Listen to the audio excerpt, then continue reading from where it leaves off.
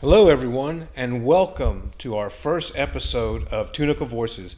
My name is David Rivas, Director of Political Affairs of the Tunica Biloxi Tribe. We will host Tunica tribal leaders about the latest and most recent and current news that's happening not only in the state and locally, but throughout tribal Indian country. Our first guest is Chairman Marshall Pierite. Marshall, how are you doing today? I'm doing well, thank you. Well, I know you're very busy. You've gotten a lot of things done. You continue to do meetings after meetings. I sit in some of those meetings with you. I know that you correspond on a daily basis with Washington and state officials. We were kind of, thinking a little bit out loud, and I know you have a great vision. Can you tell us more about your vision for 2021? Yes, but first of all, I want to say it's an honor and a pleasure to be part of this interview. And I thank you, David, as PAC Director, as well as Spencer, for all your hard work and dedication in bringing the PAC to where it is today. It is because of the hard work and dedication that allow us, Tunica Biloxi, to pave the way to be leaders in order to bring in additional funding to Tunica Biloxi tribe as well as the Indian country, because it takes relationships to make dreams come to fruition. Well, Chairman, I know that you've always emphasized the importance of Washington, D.C., and being active within the administration in order to accomplish some of those goals. And I know you have a laundry list of goals and visions for the tribe. So once again, if you can kind of give us an idea of what your thoughts are. Yes, well, as you are aware, we are going through a public health crisis as well as an economic crisis. Where there are burdens, there are also blessings. And I do believe in taking advantage of the blessings that present themselves during COVID-19 as well as the economic crisis.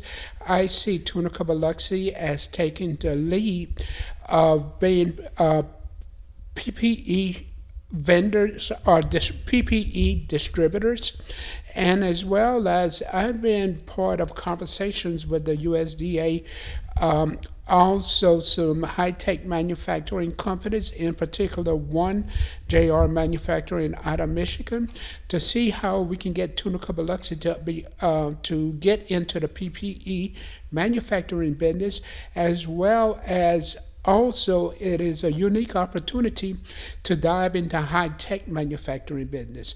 As you're aware, following the politics, the president signed an executive order about 6 weeks ago prohibiting federal agencies to purchase personal protective equipment or PPEs from any country overseas.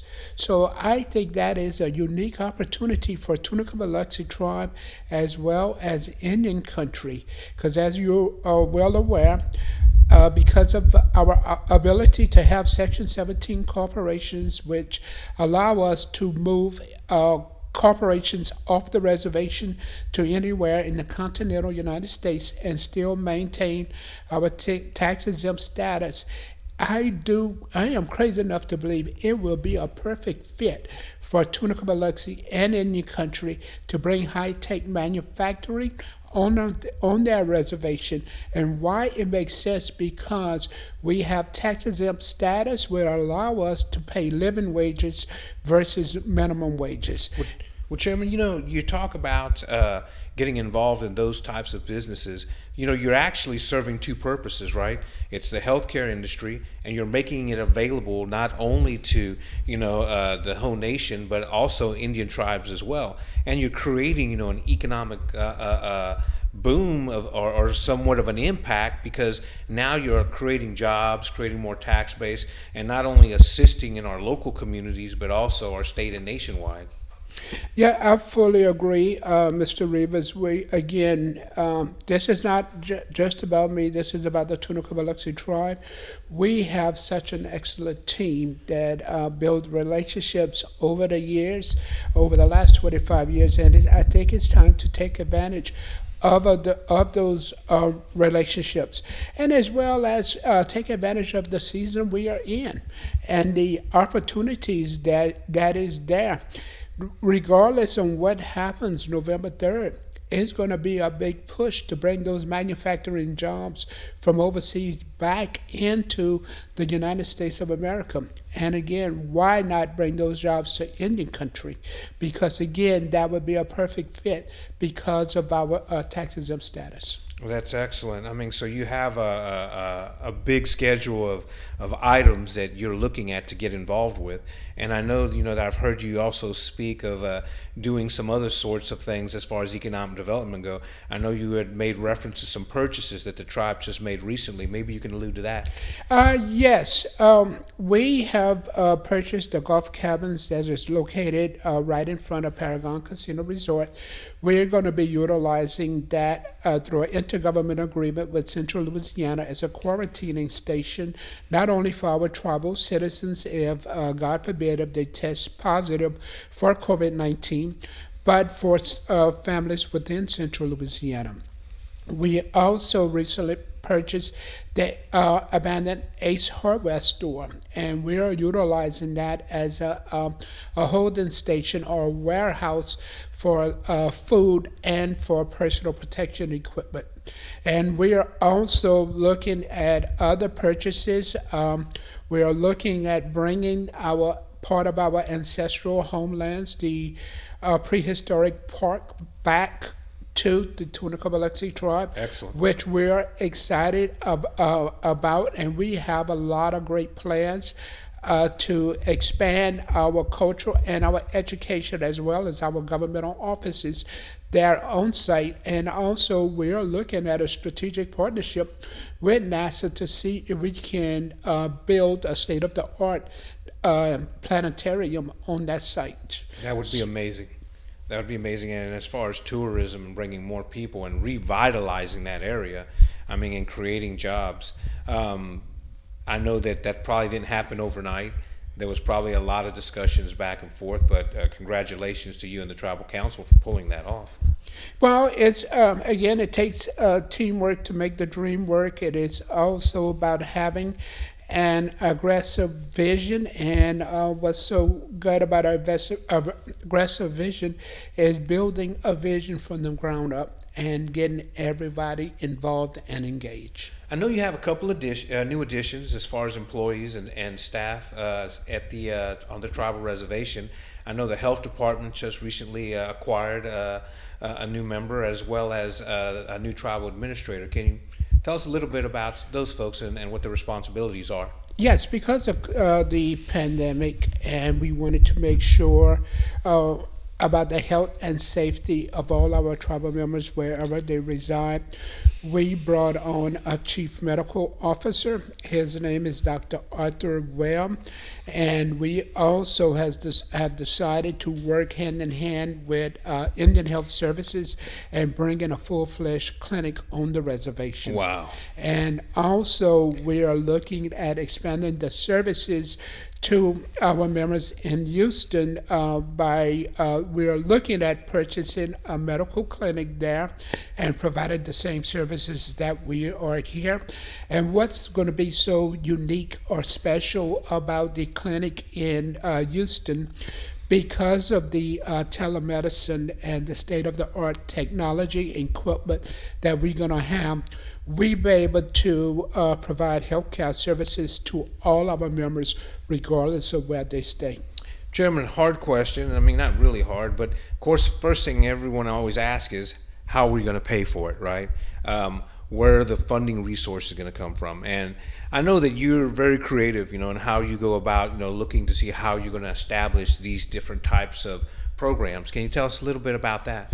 Yes, sir. And actually, that started a little bit over 25 years ago. The late Chairman Barbary, he was instrumental in wanting to make sure that Tunica Voices had a seat at the table, both on the state level as well as on at a national level. And it was leaders like yourself that sacrificed a lot of time, and as well as present council members and previous council members that spent a lot of time in D.C. building these relationships and fostering those relationships. And that created opportunity when COVID-19 came upon us, Tunica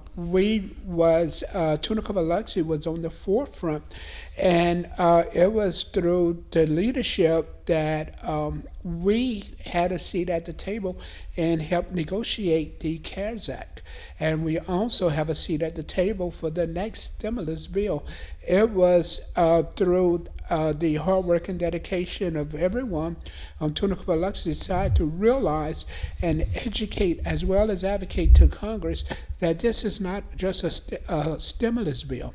This is necessary to stop the bleeding, not only in Indian country but throughout America, because as you can well aware of, look at all the small businesses that's closing its door on a weekly basis. Oh, they're suffering for sure.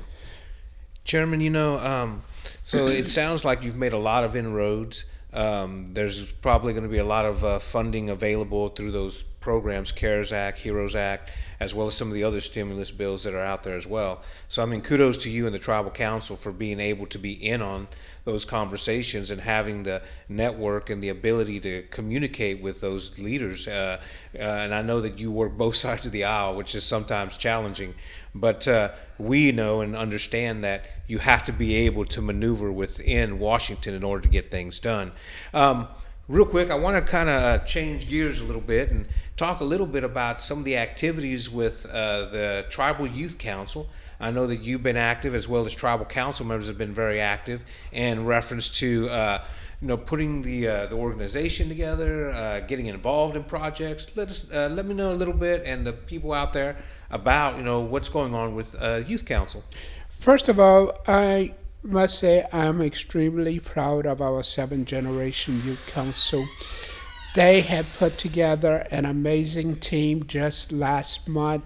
They did the first ever virtual youth camp, and also we truly believe, Tunica Voices, that they bring a fresh perspective in the vision building process, and as well as we want to utilize them and be part of creating or framing the vision for the future for their generation. Because keep in mind, our 7th Generation Youth Council and all of our kids, they are the future leaders, not only for Tunica Voices Tribe, but for surrounding communities. And we have a lot of very talented young people within our tribe.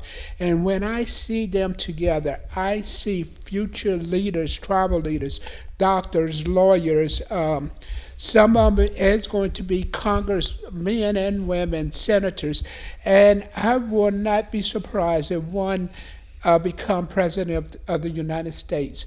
And one of the things I applaud all of the Tribal Council and the tribal community for embracing the 7th Generation Youth Council, and I always remind them this is the part of the legacy that we leave behind.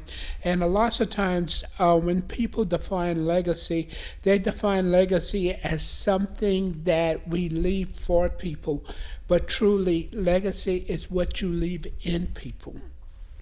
I like that. You build them, and and they start to learn and understand, and they learn from your experiences, and if you put them on the right track, so to speak, then they have an ability, to have a path, which is a great thing.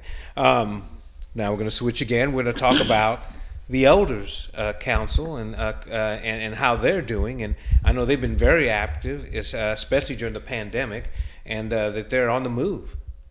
Yes, they are. I applaud the 10 elders that make up of the Elders Council. In particular, the chairperson, Ms. Joni Ortega. Ms. Joni is a mover and a shaker, and I can tell you it's hard for me to keep up with her. But they've been in existence, the committee, the Elders Council, within 2 short months, and I can tell you they done a lot of amazing things as far as outreach, the alert messaging, the care packages for the elders within the tribes, there was I give them credit for helping put together the meals that we have been providing to all our elders for the last 6 months. Ms. Joanie was instrumental in reaching out to AARP and developing a relationship where all of our members has become a member of AARP and can take advantage of the programs, the advocacy that they provide. I think it's a great council of elders with a sampling of folks from all over, the United States that are tribal members, and I think they all contribute and do some great things. I know that they've been busy and that they communicate effectively and they understand what the goal is. They have a sense of wanting to serve. As an elder, just because you're an elder doesn't mean that it stops. In fact, this creates a new chapter in our tribal nation where elders are now going to be not only on the move, but they're going to be listened to, they're going to be heard to, they're going to have recommendations, and I think it's a great thing as far as that goes. Well, thank you. And again, I applaud their efforts because they are instrumental in putting our vision in motion. And one of the things that I want to give a huge shout out to them, not only they're our elders councils, but they are leaders in action. Sometimes as different definitions of leaders, you have leaders that empower, encourage, inspire. And also part of leadership is about comforting, consoling, and reaching out. And they do that on behalf of the tribe. And I don't know what to say about them. They are an amazing group of people. I know that here in, of course, down south, we've had a lot of activity with hurricanes and folks that have been displaced in Louisiana and Texas, and I know that the tribe has extended, their arm out, in assistance. Can you tell us a little bit about some of the things going on with some of those members who have had the unfortunate situation of having to deal with that? Yes, and I ask all our members and in the audience to please keep all of the families of Tunica Voices in their thoughts as well as in their prayers. And also, I want to thank our new administrator, Tim Morton. Also, our Earl Barbary Jr., our social service staff, our housing, and all of our operational staff in assisting, as well as the tribal council, in assisting all of the families that has been adversely impacted by Hurricane Laura, Beta, or Sally. I personally went down on 2 different occasions and seen the damage that was done by these hurricanes, and also met with FEMA on this past Tuesday, and been setting up